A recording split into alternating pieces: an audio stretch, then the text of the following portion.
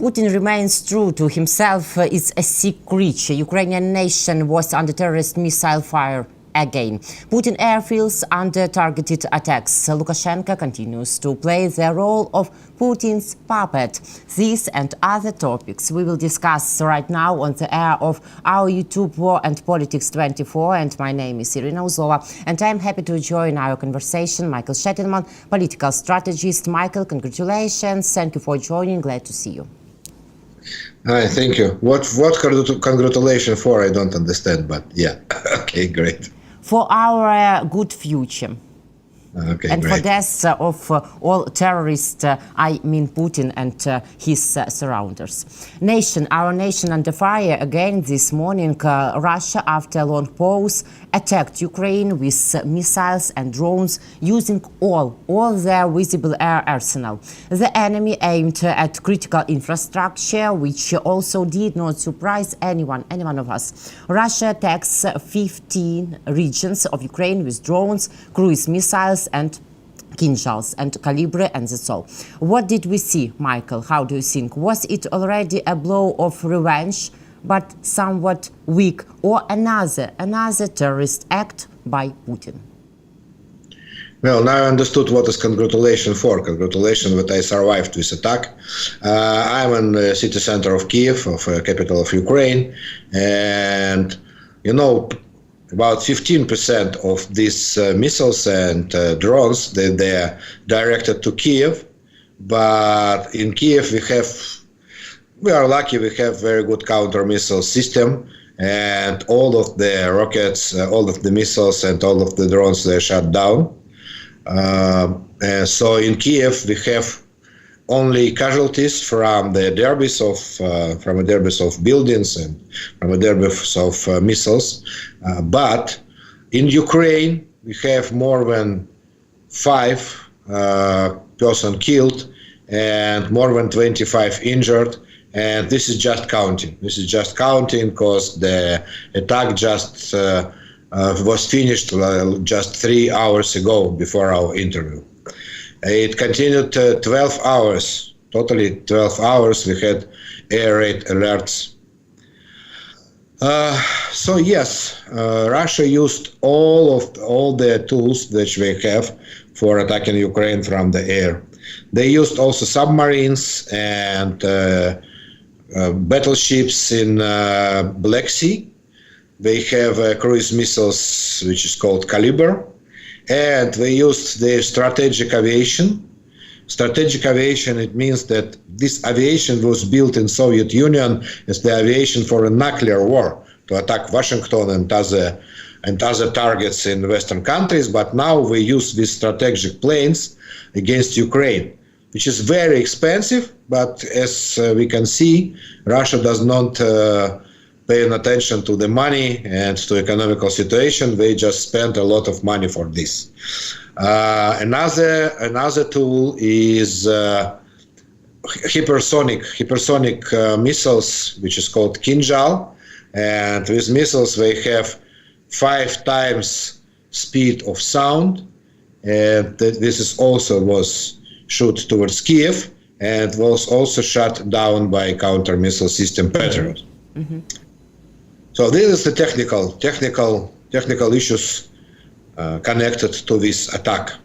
The result is they destroyed some transformation systems, some connectors of electricity, and I believe that half of Ukraine now have a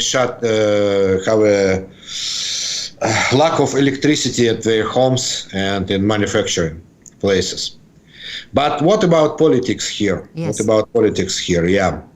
So from political point of view, Mr. Putin, he needs that as a revenge, as a, like counter attack for Kursk region attack from our side, from military forces of Ukraine. Military forces of Ukraine, Ukrainian troops crossed Russian border 3 weeks ago on August 6th.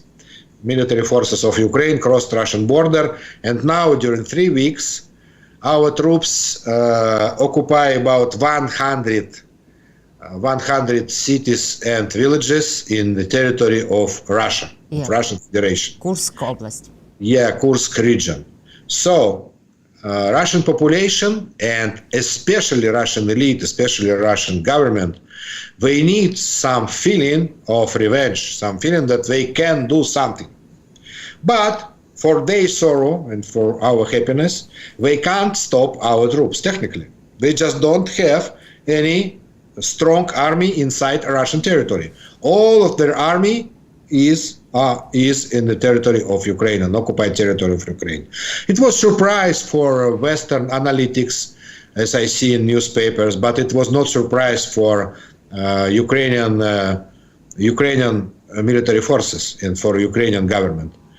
Our government knew that all of military forces of Russia were on Ukrainian territory. So the obvious revenge was to strike civil objects, infrastructure objects in the territory of Ukraine, because Russians, they do it usually. After any strike on military targets inside Russia, they do something with civil objects, civil places inside Ukraine. So this is just one more in this huge queue which started in autumn 2022. If you know a couple of Russian commanders, officers, they have criminal cases in Hague, in Den Haag, in the International Criminal Court. This is the chief commander of Black Sea Navy of Russia and chief commander of Russian Air Forces and former Minister of Defense, Russian Minister of Defense, and the chief of military headquarters of Russian Army. All of them have criminal cases in International Criminal Court in Hague, exactly for these actions, for actions of this type, for strikes on energy system of Ukraine. So now I believe in Hague we will have couple of new people, like for example, the new defense minister of Russia, Mr. Belarus, also will receive the brand new criminal case in Den Haag. Michael, I had a conversation with Russian opposition journalist Igor Yakovenko, and he told me that it is not a revenge yet, that we will see like delayed revenge after maybe 1 month or maybe 2 months, because it's the Putin style. We saw the same situation after Prigozhin's behavior and in such cases. So maybe it was not a revenge yet. First of all, they said it openly that this is revenge. Okay, this is not official representative of Mr. Putin, but some parliament members, Russian parliament members, they said that it was the revenge from Mr. Putin's side. But generally, in the usual cases, I agree with Mr. Yakovenko, but not in this case, because Russia doesn't have any possibilities, any tools for another revenge. What we have, except of these missiles, they don't have some spare army, second army, which they didn't use. They can't go towards Kiev or towards Kharkov with some another army. So we use everything. We have nuclear weapon. So this is the last weapon and last tool for revenge, but not more. So I just can't imagine what Mr. Putin can do. In the case which Mr. Yakovenko, this Russian journalist, mentioned, the case of Mr. Prigozhin, it was obvious that Mr. Prigozhin, he is in hands of Mr. Putin. He's in hands of Mr. Putin because he's in Russian territory. He was in Russian territory, so his plane was shot down in Russian sky. But in Ukrainian territory, what Mr. Putin can do, I can't imagine anything. And I have additional argument about that. This situation about Kursk region, this is not complete. This situation is not complete. We didn't stop our attack. We didn't finish our attack on Kursk region. So it will continue. It will continue during months or years. This attack on Kursk region, and it will be also spread through in other regions of Russian territory. So each month we could say, okay, this time is revenge for the next city or next village which our Ukrainian forces occupy. Yeah. So in theory, it will be also revenge. Yeah. So you can call revenge each action. We have full-scale war. So Russian military forces, they use everything they can, and Ukraine also uses everything what we can. So we can say this is revenge for this and this is revenge for this. For what revenge was the strike against Kursk region in Russia, for example? No, it is just part of the war. But there is a difference. The difference is, does it war criminal or not war criminal action? The strike against Ukrainian energy system is war criminal, because it is the strike against civil population, and the strike against Kursk region, it is the strike against military bases in Kursk region. So this is just part of the war. Yes, and concerning our Kursk operation, our President Vladimir Zelensky had a conversation with Indian media about the Ukrainian operation in Kursk Oblast too, and he said that we didn't invade the territory of the Russian Federation. The Russian Federation invaded our territory 10 years ago, occupying and killing our people. So Russia was preparing to invade Kharkiv Oblast, intending to occupy a city with a population of 1.5 million people. Russia wants to occupy this city, and Russia prepared to occupy Sumy city. So we thwarted this offensive operation, and their next step was to advance in the north of our state, just from the city of Sumy. And the difference is that we did this advance preventively to stop them from taking over our city. So, Michael, what can we say? What are the other and the main goals of the Kursk invasion that we can safely say have been achieved so far? Well, first of all, I should mention that this conversation of President Zelensky with Indian media was a part of the visit of Prime Minister of India, Mr. Modi, to Kiev. And Mr. Modi was in Kiev just last Friday, August 23, just one day before Independence Day. So from symbolic side, it was very important visit to show that India is not the part of Russian aggression, is not the ally of Russian Federation. It was very important for Ukrainian nation, and I believe it also was important to Indian nation and to all Western allies, our Western allies. I'm sorry. Yeah. So now, when Mr. Zelensky speaks about our special operation, let's say in Kursk, so from which point of view we see that? First, from point of view of international law. From international law, we have a total war between Russian Federation and Ukraine. And United Nations, they did the resolution, they agreed the resolution about this war.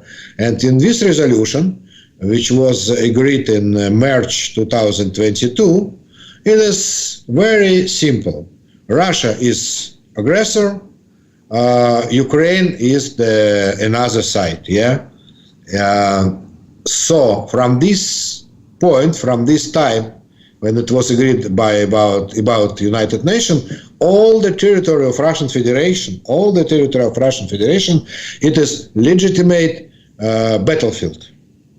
Ukrainian army can strike any city, any place, any village in the territory of Russian Federation. Ukrainian army has a right by international law to occupy any Russian city, any territory, Moscow, St. Petersburg, or Kursk, doesn't matter. Because by international law, it is just allowed. This is not war criminal or something. This is not the aggression war. Mm-hmm. So yes, there is a big difference. When Russian troops come to Ukrainian territory, it is the aggression and aggression war and occupation. Then Ukraine come to Russian territory, it is just defense war by the definition of United Nations. Yes. What about goals? Yes. We can't say exactly what are all the goals of this operation? Because partly it is military secret, and partly it is political secret and state secret. Yeah, it is rather, information which is not. Nobody is say it openly. Yeah, not president and not our military chiefs. So what we can see that the result is we moved Russian army tens of kilometers deep to Russian territory, which means they can't start a direct attack to Sumy region, for example. It is first. They can't throw shells from the artillery to Sumy city, which is also a good result. And the third is that they have to withdraw troops from Ukrainian territory and to put them in front line inside Russia. And another one, now Russia, they bomb their own territory. Yes. There was a report that during one day, they bombed hundreds of bombs on Russian territory in Kursk region. Yeah. So they destroy Russian buildings. They kill Russian people, not Ukrainian. And this is good news for all our allies, that the war was moved to Russian territory from Ukrainian territory. For our sorrow, it happened only in one region, from Sumy till Kursk. But our goal is to move all the war towards Russian territory. Instead Kiev, it will be Moscow. Instead Kharkov, it could be St. Petersburg, for example. That is the goal of our army now. The Russian cities of Saratov and Engels were attacked too by drones on the morning of August 26. For example, Engels is home to an airfield where Tu-95 strategic bombers are based, and 11 of them took off at the time. At the tallest building in Saratov, a 38-story building, how we can see now, was damaged after a UAV attack by drones. President of Ukraine Vladimir Zelensky, in the same interview with two Indian media, said that all air defense in Russia Federation, they protect Putin's dachas, but not, for example, Kursk Oblast and other targets on the territory of Russian Federation. So, Michael, how revealing is the fact that all air defense systems in Russia are located around Putin's personal objects? Is this an additional demonstration that Putin is completely indifferent at all to his people and to his country as a whole?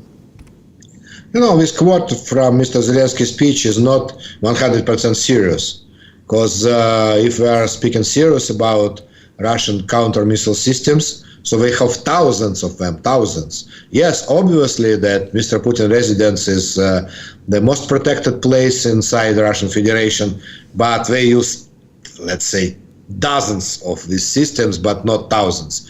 So all the thousands of this counter-missile system, they spread around Russian territory. But in this case, that fact that Russia is huge country with huge territory, with the biggest territory in the world, it is not the preference for Russian, but it is preference for Ukraine. Because we have a absolutely, a huge choice of target inside Russia. And they Russian, they can't build the 100% insured system of counter missiles. Yeah. They just don't have any, not economical, not technological prospect to do that. So anyway, every day our drones and our missiles, they can find new holes in this defense system. So today, for example, our airstrike found the holes inside this Saratov region, and as I mentioned, it is a place the strategic planes were situated, Tu-95 strategic planes. Okay, we don't know exactly the result of this attack, because when we attack some Russian airfield, so the result we can see in tomorrow or in a couple of days, or the day after tomorrow, when we receive the pictures from satellites. Because Russians, they are bad people. They don't report us. They don't report us about the result of our strike. So we can see it only on the pictures from the satellites, and we can see physically damaged planes and some constructions and fuel, for example, some fuel cans, or etc., etc. So today, when we see this picture, then our drone strikes this huge building. This is a building of 43 stores. This is the highest building not only in Saratov, this is the highest building in all this Volga region of Russian Federation. I'm not sure that this building was a target, because the airfield which is called Engels, and this airfield of strategic aviation situated just after this building. So this building is built like, like a wall before the airfield. So that is it was not a target of Ukrainian army, I believe. More than 20 Russian airfields can be our targets, and we will attack them. Vladimir Zelensky reported to and presented new missile drone Polyanitsa. Michael, Polyanitsa will attack not only Russian airfields, I think.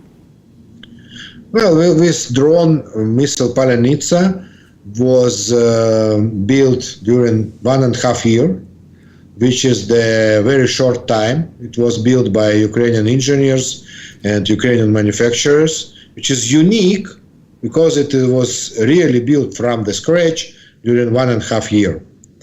But it doesn't mean that we have enough. But we have enough missiles, Polyanitsa. This new type of missiles, you have a time to build the manufacturing process and to build new missiles. For one attack, for example, for one airfield, you need at least 30 or 40 missiles. Otherwise, we can just shut this down. So usually when we attack some airfields inside Crimea, for example, we use 20, 30 missiles. So when you say that we have a technical possibility now to attack 20 airfields, so 20 multiply 40, we need to build 800 missiles. 800 missiles. For your comparison, United States, we built 600 missiles for Patriot system per year. So we need to build more missiles than the United States built for Patriot system. I believe that, for my sorrow, that Ukraine doesn't have the capacity for this manufacturing. But obviously, in nearest time, this missile will be part of Ukrainian army, of Ukrainian air forces, and Mr. Zelensky, in his speech on Independence Day, when he mentioned this missile, he said that our forces used these missiles once against Russian territory. So I believe that this last attack to it was not Sevastopol. I don't remember the name, but it was airfield in Rostov region of Russian Federation. When we saw that and we saw a result from the satellite, we didn't have exact answer what happened. Because from drones, we can't cause so big disturb to this airfield. But we know that we can't use American missiles in this range, yeah? Yes. So probably it was the first use of these Polyanitsa missiles, which you mentioned. Maybe it was Morozovsk, which is situated in Rostov region. Yeah, exactly, Morozovsk, I'm sorry, yes. yeah. Yes, and Morozovsk, but very hot for Russia Federation and their occupation army. So it was my next topic, Michael, about our permission from our allies to strike deeper inside Russian Federation territory. Zelensky said today that Putin remains true to himself, that it is a sick creature. This has long been clear to everyone. But it's also clear that he can only do what the world allows him to do. Weakness and lack of decisions in response feed terror. And every leader, every partner of our knows that what strong decisions are needed to end this war and to end its justly. There should be no restrictions on the range of weapons for Ukraine, while terrorists have no such restrictions at all. Defenders of life should face no restrictions on weapons, while Russia uses all kinds of its own weapons, as well as drones and ballistic missiles from North Korea. The United States, the United Kingdom, France and other partners have the power to help us stop terror. We need these decisions. Minister of Foreign Affairs of Ukraine, Dmytro Kuleba, said the same, that there are two specific decisions that our partners can make to help us put an end to Russian terror sooner. First, affirming Ukraine's long-range strikes on all legitimate military targets on Russian territory, and second, agreeing to use partners' air defense capabilities to shoot down missiles and drones close to their airspace. So, Michael, will we see these strong and confident decisions? Well, we have a couple of big allies on the West, I mean, from political side.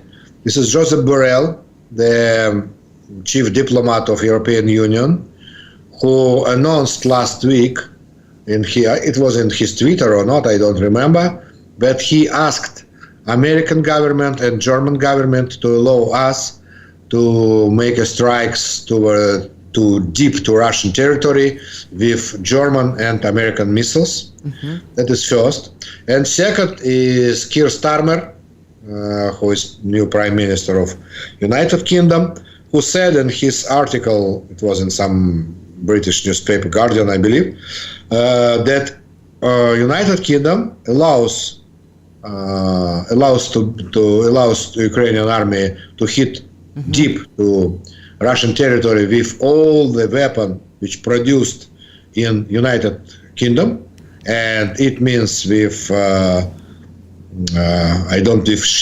with shells and also with drones, with British drones. But he mentioned that about these missiles, which is called, just a second, Storm Shadow, that United Kingdom can't do that alone.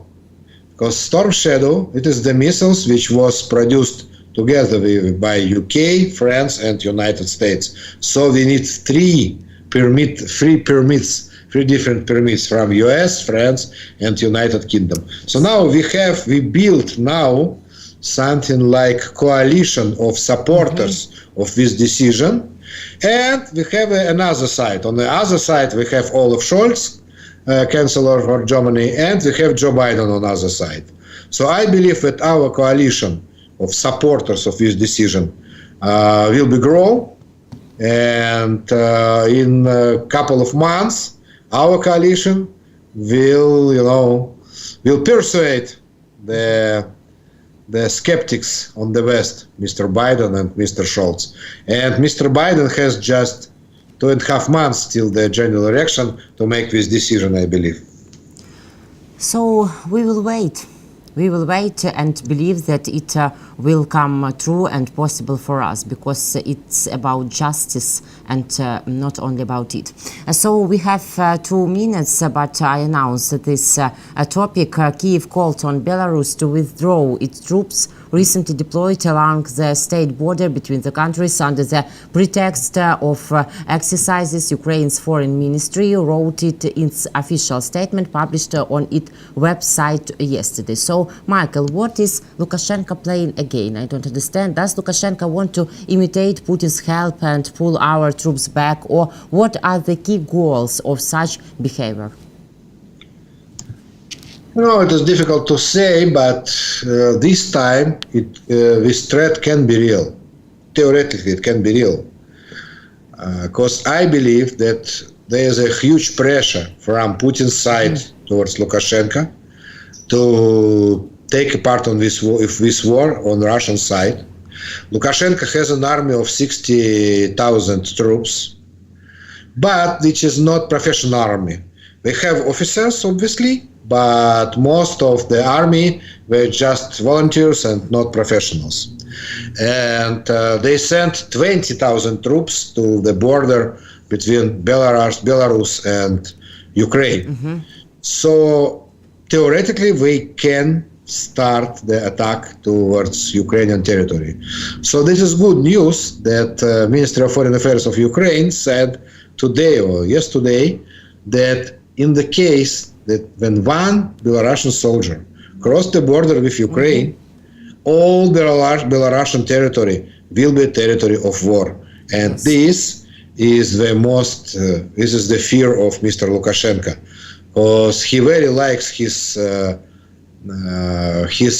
oil and gas manufacturing and refineries, oil refineries in they have a couple of oil refineries which is situated, one of them 150 kilometers from Ukrainian border, another one 300 kilometers from Ukrainian border, which means in the range of our not only Palenitsa missile but also in the range of our drones.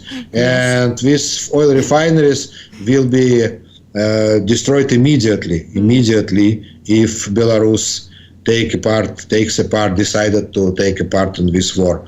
So we will be sorry if Belarusian nation will take part in this war, and we in this case we have to just to kill these 20,000 Belarusian people who now stays on the border. And we can't compare with armies, because in Ukraine we have an army of more than 1 million people, and they come with 20,000 troops. It was serious 2 years ago, 2.5 years ago, but not today. Yes.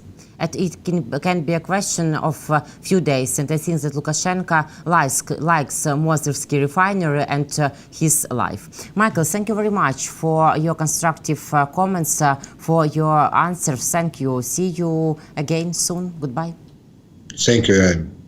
Mikhail Sheitelman, political strategist. My name is Iryna Uzlova. Thank you for watching, dears. Believe in our forces and believe in yourself. See you next week.